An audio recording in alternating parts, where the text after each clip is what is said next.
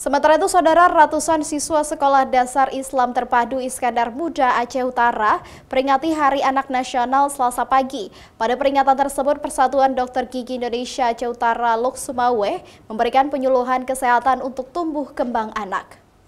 Semua pihak yang terlibat. Inilah antusias anak-anak Sekolah Dasar Islam Terpadu Iskandar Muda di Kecamatan Dewantara, Aceh Utara saat menyambut Hari Anak Nasional. Sebanyak 500-an siswa mengikuti penyuluhan kesehatan yang disampaikan para dokter dari Persatuan Dokter Gigi Indonesia Aceh Utara Lok Sumawe di halaman sekolah setempat.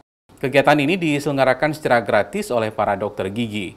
Selain membagikan sikat gigi, siswa juga diberikan bimbingan cara menyikat gigi yang baik dan benar. Kegiatan ini merupakan kerjasama antara Persatuan Dokter Gigi Indonesia dengan PT Pupuk Iskandar Muda dalam program tanggung jawab sosial lingkungan.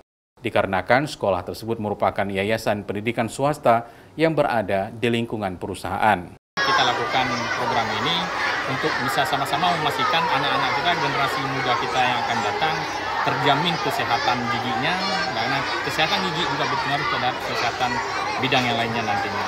Ini adalah salah satu konsen kita di program TGSL PT Pupuk Muda yang setiap tahun kita lakukan. Tidak hanya ke bidang pemberdayaan masyarakat, kita juga peduli terhadap generasi muda kita di bidang kesehatan supaya generasi muda kita sehat dan apa yang menjadi keinginan cita-cita mereka nanti tidak terkendala dengan kesehatan dia. Waktunya hari ini juga bertepatan dengan Hari Anak Nasional, di mana program ini memang diinstruksikan dari pengurus besar PDGI. Kebetulan PDGI Aceh Utara terpilih.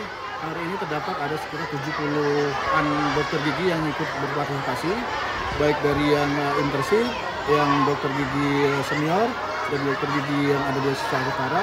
Semua berkumpul di sini untuk memberikan support dan dukungannya agar kegiatan ini lancar.